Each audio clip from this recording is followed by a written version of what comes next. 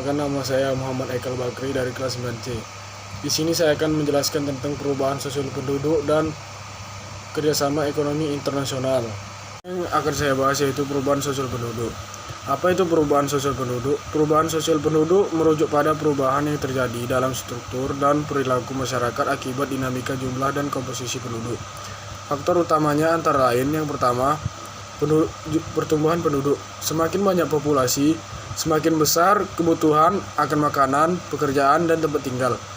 Pertumbuhan ini bisa cepat di negara berkembang dan lambat atau bahkan negatif di negara maju. Yang kedua, urbanisasi. Perpindahan penduduk dari desa ke kota menyebabkan kota tumbuh pesat. Urbanisasi membawa kemajuan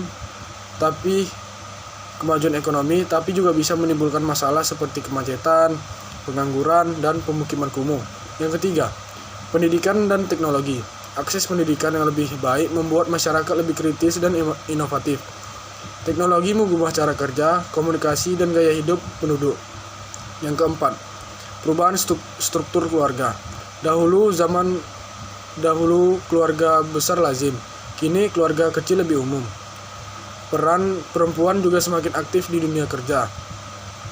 Dampak perubahan sosial penduduk adalah dari segi ekonomi, yaitu permintaan tenaga kerja meningkat, tapi juga bisa muncul pengangguran di lingkungan. Tekanan terhadap sumber daya alam meningkat. Dalam budaya, nilai dan norma baru mulai berkembang. Lalu topik selanjutnya yaitu kerjasama ekonomi internasional. Apa sih itu kerjasama ekonomi internasional? Kerjasama ekonomi internasional adalah hubungan ekonomi antar negara-negara di dunia untuk saling menguntungkan, terutamanya dalam 1. Perdagangan internasional. Negara mengekspor barang ke negara lain dan mengimpor apa yang tidak bisa diproduksi sendiri. Contohnya yaitu Indonesia ekspor kelapa sawit, impor teknologi dari Jepang. Yang kedua, investasi asing.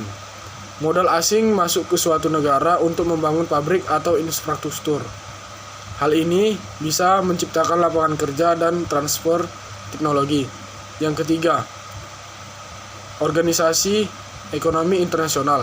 Contohnya WTO atau World Trade Organization, IMF atau International Monetary Fund, ASEAN, dan G20. Tujuannya mengatur perdagangan, stabilitas ekonomi global, dan pertumbuhan bersama. Manfaat kerjasama ekonomi internasional yaitu peningkatan devisa negara dari ekspor, transfer teknologi dan keahlian, meningkatkan hubungan diplomatik dan perdamaian antar negara. Tantangan yang dimiliki yaitu ketimpangan ekonomi. Negara kaya bisa jadi lebih dominan, ketergantungan terhadap pasar global, persaingan produk lokal versus asing. Penutupnya, perubahan sosial penduduk dan kerjasama ekonomi internasional merupakan dua aspek penting yang saling memengaruhi. Penduduk yang produktif dan terdidik bisa mendorong ekonomi nasional untuk bersaing di kancah global. Di sisi lain, kerjasama internasional membuka peluang besar untuk kemajuan bersama.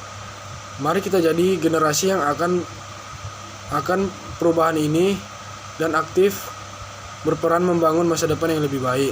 Terima kasih semuanya yang sudah menonton. Sampai jumpa di video selanjutnya. Giây phút em gặp anh là em biết em si tình, tình tình tình tăng tăng tên.